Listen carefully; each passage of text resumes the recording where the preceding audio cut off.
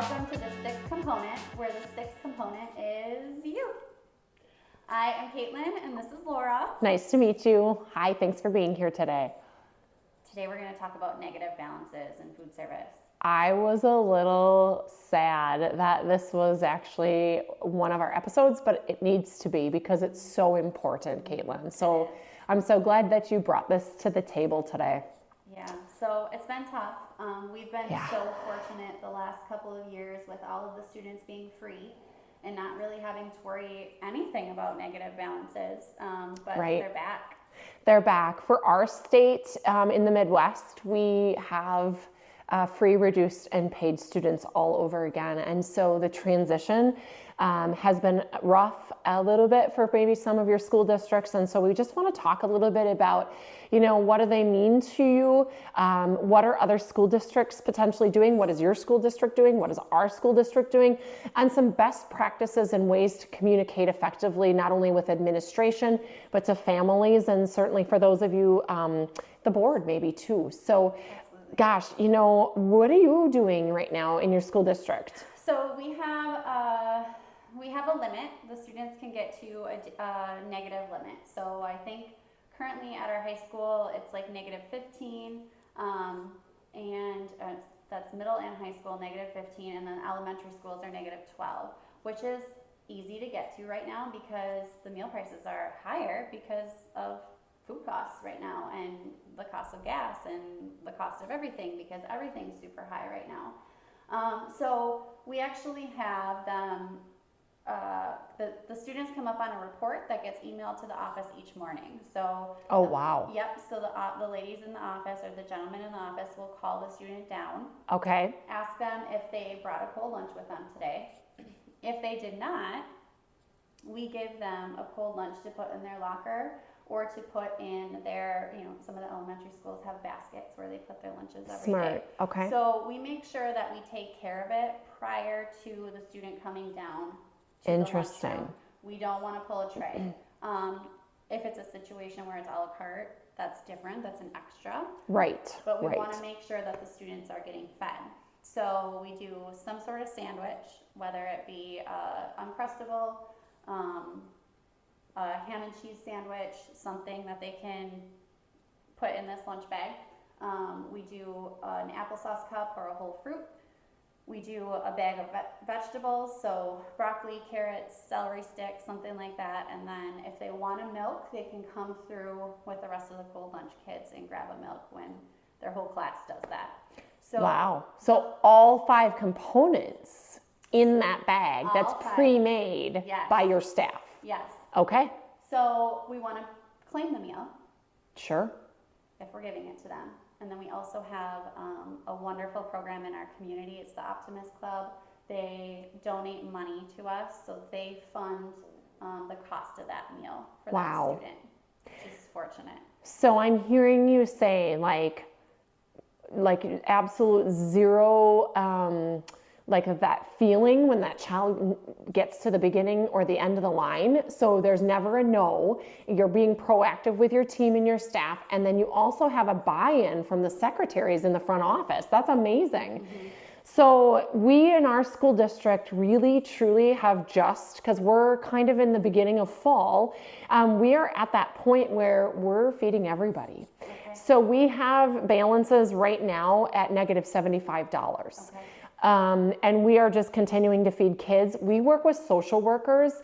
So as soon as a child gets over the balance of their lunch account gets over like the threshold of $20, $25, we then incorporate and grab our social workers that are in all of the buildings. Mm-hmm. And from there, they reach out to the family and see if they can get some sort of kind of traction, either on a meal application or at least a payment plan to work on the balance on that child's account. So we do it a little bit different, but I will say we just had a situation yesterday where it's gotten so high. There's 2 students and their family, and it's over $150 negative.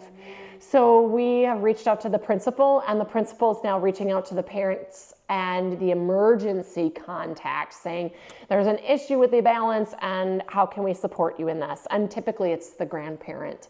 And that gets a little bit of work and traction, but then the principal and myself as administrators can walk in together with a cohesive decision on how we're going to handle that meal account balance, whether it's going to be an angel account, we call it angel accounts, if that's going to support that, or if we need to do an alternative meal. But it takes up to $75 to $100 for us to be doing something about it. So I want to go back to one thing you said, because I think it's so important. Bringing in the social workers, yes, bringing in other members of the school district that can help you reach out to these families. Whether it be social worker, if you don't have a social worker in your district, there's always a school counselor, the principals, the office staff, somebody that's been able to contact these families, because let's face it, it's never the kid's fault. Exactly. Right? And we want to make sure that they're getting fed.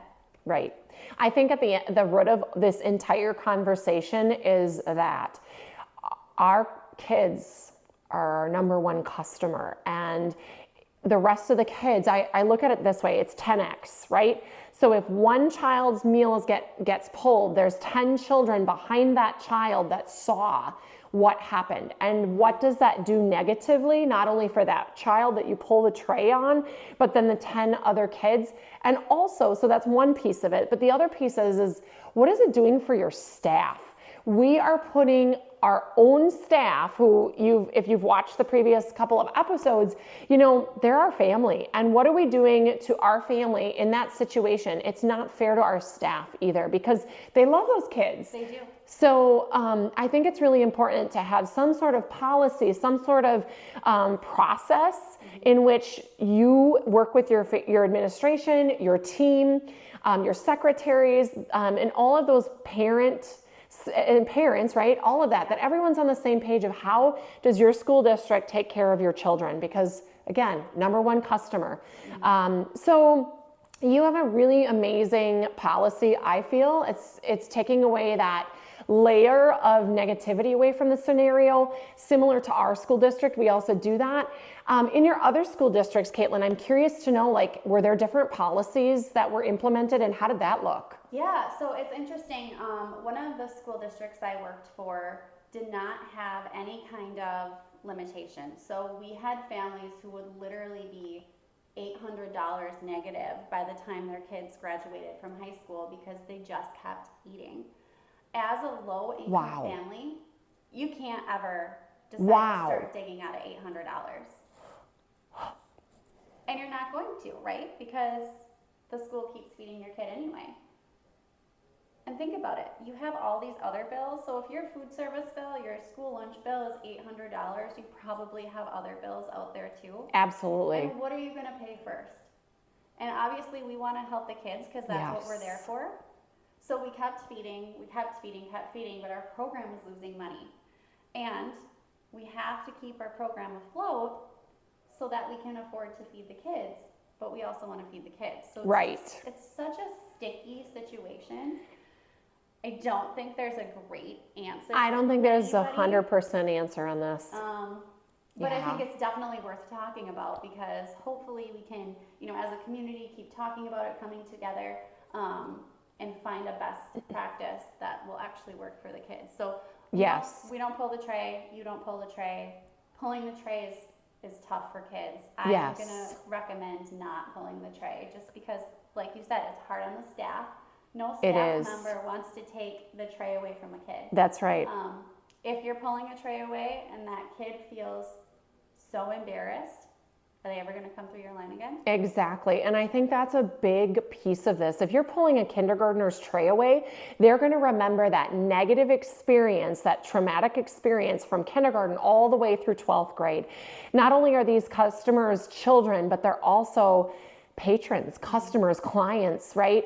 Future opportunities for us as school nutrition departments or food service departments. So I think that's really important. It's the 10x in the line, but then it's the years of experience and exposure to the program that you get to lead and serve. And I think you also have something amazing and beautiful in your school district, in which you already have the buy-in by administration, by your board, by your secretaries or your other faculty and staff, that policy is and it's working. It's working for kids, it's working for them.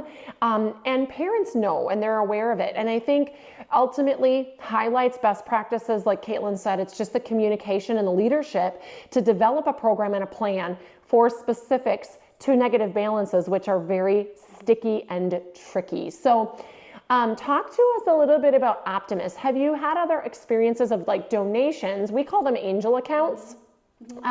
What other people have donated or individuals have donated to you? So we have our Optimus Fund. It's a group of people in our community that donate for all sorts of different causes, be it school lunch or school supplies, or doesn't even have to be anything to do with school. They just are a group of people in the community that raise money and they donate it for a good cause. Amazing. We also have parents who donate at the end of the school year if their child's graduating and they have $20 left in their account. They say, I think we call it the Angel Fund as well. Yes. Put it in the Angel Fund and let a kid use it that needs the money. So we have that. We had a really interesting experience. So on Facebook, you can do a fundraiser for your birthday. Oh. So one of our staff actually did a fundraiser for her birthday, and she rose, I think she's done it now for probably 5 or 6 years, and she's got over $2,000 in her Are you account. serious? And then she donates that to the food service or school nutrition team. She's actually one of our cashiers. Oh. So she sees these kids come through the line. She knows which ones are struggling. Yeah. And she'll just kind of politely pull them aside and say, hey, I do this fundraiser every year. I get money from my friends. It's not my money. It's stuff that they donate. I want to use it to help you because I know you need help. So that's amazing. Yeah. She actually just did that yesterday with a student, and he said, but you did that for me once already this year. Oh. And she said, I don't care.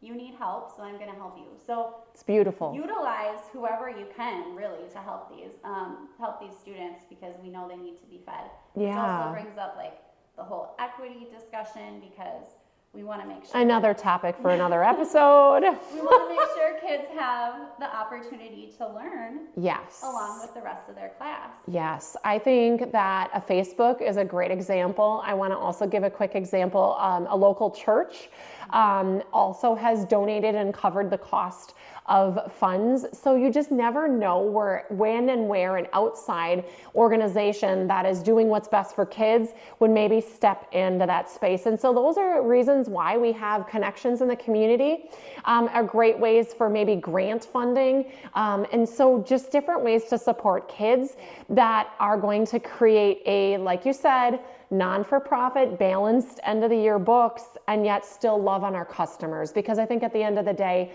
that's what we need to do. So challenge. Do you want to talk a little bit about maybe what we can do to challenge you in your school districts, Kaitlin? Absolutely. So we know the best scenario would be if all kids could eat free. Absolutely. Unfortunately, that is not up to us. It is up to us to make a difference. So I'm actually going to throw out 2 challenges today. The first challenge is to find one thing you can do in your district to make the negative balance policy better. We all have one. We all have to have one. That's correct. Part of our requirements. So think of something you can do, whether it be raising funds from your community, whether it be changing that cheese sandwich to a cheese and meat sandwich, whether it be adding a fruit or vegetable to the bag. That's right? good. Think of something you can do to make it just a little bit better. Yeah. The second challenge is going to be if you feel passionate about having kids eat for free, you need to contact your legislator. Yes, and tell them how for important it is in sure. your community. So I heard, just to recap, number 1 is you really see what you can do. Small steps equal big wins in the end. And secondly is to contact legislation. I'd also like to say too that there are some states out there right now that are providing free meals for all. And if you're in those states, help us in the states that are not, working with even outside legislatures and giving us your best practices and things that you're doing. I'd love to see that in the notes underneath, just what's working for you you. And in addition to the things that both Kaitlin and I have discussed today, we'd really like to hear maybe something that you're doing or that you've already done to move and migrate your program in this area of negative balances. And I have to say at the end of all of this, it's not a negative kid, it's just an account. And the root of the work that we do is kids. And so we all know that they can't get educated if they're not nourished. And so this is one of those big topics that we thought needed to be at the very beginning of our episodes because it matters, right? Yes. Again, good to better, better to best, which is our favorite new line. And we're just so grateful that you were with us to discuss this. We can't wait to see the notes and thoughts that you have. Yeah, please send all of the suggestions because we are not necessarily experts either. Absolutely You're not. going to be doing something that's better than what we're doing, and we want to bring it to our programs as well. So yes, so let good. us know. Let us know. So thank you so much today for watching the 6th component. We're grateful that you could be a part of this. And cheers, Kaitlin. Cheers. See you next time. See you next time. Bye.